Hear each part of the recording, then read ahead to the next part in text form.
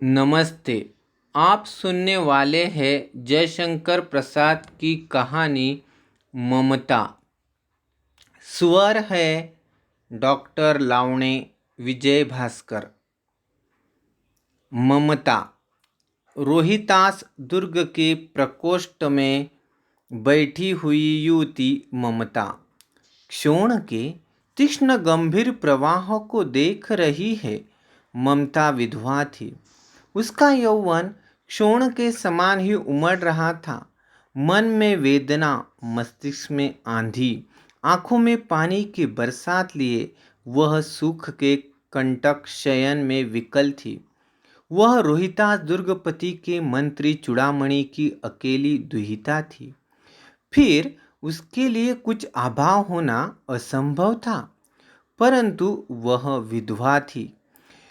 हिंदू विधवा संसार में सबसे तुच्छ निराश्रय प्राणी है। तब उसकी विडंबना का कहाँ अंत था। चूड़ामणि ने चुपचाप उसके प्रकोष्ठों में प्रवेश किया। शोण के प्रवाह में, उसके कलनाद में अपना जीवन मिलाने में वह बेसुध थी।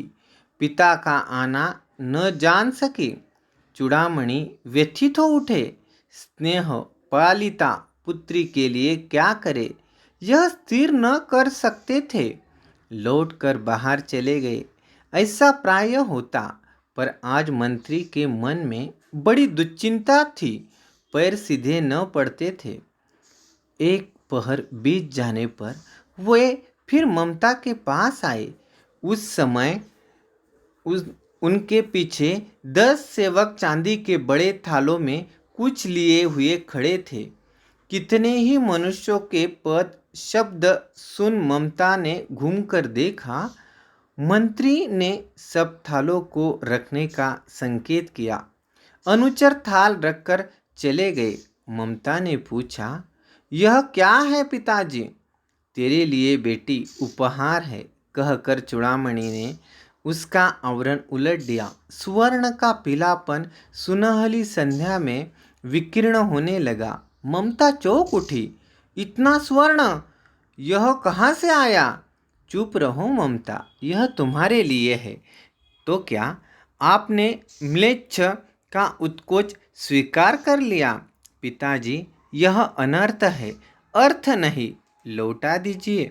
पिताजी, हम लोग ब्राह्मण हैं, इतना सोना लेकर क्या करेंगे? इस पतोन्मुख प्राचीन सामंत वंश का अंतिम समय आ गया है बेटी। किसी भी दिन शेरशाह रोहिताश्व पर अधिकार कर सकता है। उस दिन मंत्रित्व न रहेगा। तब के लिए बेटी, हे भगवान, तब के लिए, विपद के लिए इतना आयोजन, परम पिता की इच्छा के विरुद्ध इतना साहस। पिताजी, क्या भीख न मिलेगी? क्या कोई हिंदू भूपृष्ठ पर न बचा रह जाएगा जो ब्राह्मण को 2 मुट्ठी अन्न दे सके? यह असंभव है। फेर दीजिए पिताजी, मैं काँप रही हूँ। इसकी चमक आंखों को अंधा बना रही है। मूर्ख है, कहकर चूड़ामणि चले गए। दूसरे दिन जब डोलियों का तांता भीतर आ रहा था, ब्राह्मण मंत्री चूड़ामणि का हृदय धक धक करने लगा। वह अपने को रोक न सका। उसने जाकर रोहिताश्व दुर्ग के तोरण पर डोलियों का आवरण खुलवाना चाहा। पठानों ने कहा, यह महिलाओं का अपमान करना है। बात बढ़ गई। तलवारें खींची। ब्राह्मण वही मारा गया और राजा रानी और कोष सब छली शेरशाह के हाथ पड़े। निकल गई ममता। डोली में भरे हुए पठान सैनिक दुर्ग पर में फैल गए, पर ममता न मिली। काशी के उत्तर धर्मचक्र विहार मौर्य और गुप्त सम्राटों की कीर्ति का खंडहर था। भग्न चूड़ा, तृष्ण गुल्मों से ढके हुई प्राचीर ईंटों की ढेर में बिखरी हुई भारतीय शिल्प की विभूति ग्रीष्म की चंद्रिका में अपने को शीतल कर रही थी। जहाँ पंचवर्गीय भिक्षु गौतम का उपदेश ग्रहण करने के लिए पहले मिले थे, उसी स्तूप के भग्नावशेष की मलिन छाया में एक झोपड़ी के दीपालोक में एक स्त्री पाठ कर रही थी। अनन्यान् चिन्तयन्तो मां ये जनाः पर्युपासते। पाठ रुक गया। एक भीषण और हताश आकृति दीप के मंद प्रकाश में सामने खड़ी थी। श्री उठी। उसने कपाट बंद करना चाहा, परंतु उस व्यक्ति ने कहा, माता, मुझे आश्रय चाहिए। तुम कौन हो? श्री ने पूछा। मैं मुगल हूँ। चौसा युद्ध में शेरशाह से विपन्न होकर रक्षा चाहता हूँ। इस रात अब आगे चलने में असमर्थ हूँ। क्या शेरशाह से? श्री ने अपने होठ काट लिए। हाँ माता, परंतु तुम भी वैसे ही क्रूर हो। वही भीषण रक्त की प्यास, वही निष्ठुर प्रतिबिंब तुम्हारे मुख पर भी है। सैनिक, मेरी कुटी में स्थान नहीं, जाओ कहीं दूसरा आश्रय खोज लो। गला सूख रहा है, साथी छूट गए हैं, अश्व गिर पड़ा है, इतना थका हुआ हूँ, इतना। कहते कहते वह व्यक्ति धम्म से बैठ गया और उसके सामने ब्रह्मांड घूमने लगा। श्री ने सोचा, यह विपत्ति में कहाँ से आई है? उसने जल दिया, मुगल के प्राणों की रक्षा हुई। वह सोचने लगी, यह सब विधर्मी दया के पात्र नहीं। मेरे पिता का वध करने वाले आतताई। घृणा से उसका मन विरक्त हो गया। स्वस्थ होकर मुगल ने कहा, माता, तो मैं फिर चला जाऊं? श्री विचार कर रही थी। मैं ब्राह्मणी हूँ, मुझे तो अपने धर्म अतिथि देव की उपासना का पालन करना चाहिए, परंतु यहाँ नहीं। नहीं, ये सब विधर्मी दया के पात्र नहीं, परंतु दया तो नहीं, कर्तव्य करना है। तब मुगल अपनी तलवार टेक कर उठ खड़ा हुआ। ममता ने कहा, क्या आश्चर्य है कि तुम भी छल करो। ठहरो। छल नहीं? तब नहीं श्री, जाता हूँ। तैमूर का वंशधर श्री से छल करेगा? जाता हूँ, भाग्य का खेल है।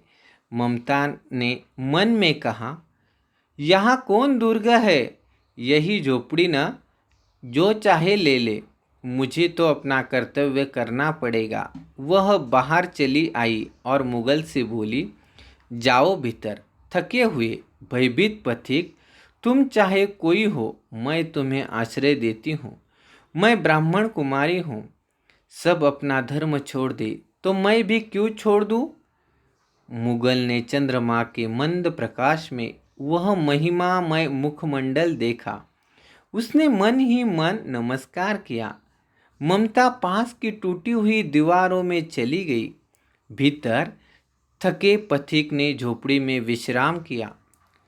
प्रभात में खंडहर के संधि में ममता ने देखा, सैकड़ों अश्वारोही उस प्रांत में घूम रहे हैं। वह अपनी मूर्खता पर अपने को कोसने लगी। अब उस झोपड़ी से निकलकर उस पथिक ने कहा, मिर्जा, मैं यहाँ हूँ। शब्द सुनते ही प्रसन्नता की चित्कार ध्वनि से वह प्रांत गूंज उठा। ममता अधिक भयभीत हुई। पथिक ने कहा, वह श्री कहाँ है? उसे खोज निकालो। ममता छिपने के लिए अधिक सचेष्ट हुई। वह मृग दाव में चली गई। दिन भर उसमें से न निकली।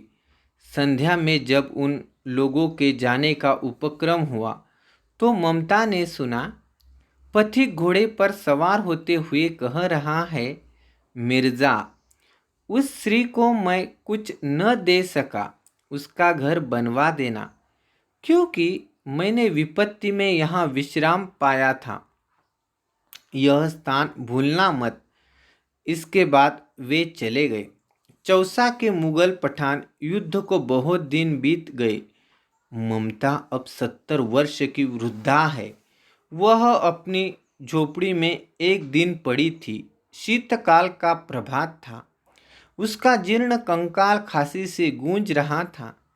ममता की सेवा के लिए गांव की 2-3 स्त्रियां उसे घेर कर बैठी थी, क्योंकि वह आजीवन सबके सुख दुख की समभागिनी रही। ममता ने जल पीना चाहा। एक स्त्री ने सीपी से जल पिलाया। सहसा एक अश्वारोही उसी झोपड़ी के द्वार पर दिखाई पड़ा। वह अपनी धुन में कहने लगा, मिर्जा ने जो चित्र बनाकर दिया है वह तो इसी जगह का होना चाहिए। वह बुढ़िया मर गई होगी। अब किससे पूछूं कि एक दिन शहंशाह हुमायूं किस छप्पर के नीचे बैठे थे। यह घटना भी तो 47 वर्ष से ऊपर की हुई। ममता ने अपने विकल कानों से सुना। उसने पास की स्त्री से कहा, उसे बुलाओ। अश्वारोही पास आया। ममता ने रुक रुक कर कहा, मैं नहीं जानती कि वह शहंशाह था या साधारण मुगल, पर एक दिन इसी झोपड़ी के नीचे वह रहा। मैंने सुना था कि वह मेरा घर बनवाने की आज्ञा दे चुका था। भगवान ने सुन लिया। मैं आज से छोड़े जाती हूँ। अब तुम इसका मकान बनाओ या महल। मैं अपने चिर विश्राम गृह में जाती हूँ। वह अश्वारोही अवाक खड़ा था। बुढ़िया के प्राण पक्षी अनंत में उड़ गए। वहाँ एक अष्टकोणी मंदिर बना और उस पर शिलालेख लगाया गया। सातों देश के नरेश हुमायूं ने एक दिन यहाँ विश्राम किया था। उनके पुत्र अकबर ने उनकी स्मृति में यह गगनचुंबी मंदिर बनवाया, पर उसमें ममता का कहीं नाम नहीं। अभी आप सुन रहे थे ममता कहानी। स्वर था डॉक्टर लावणे विजय भास्कर।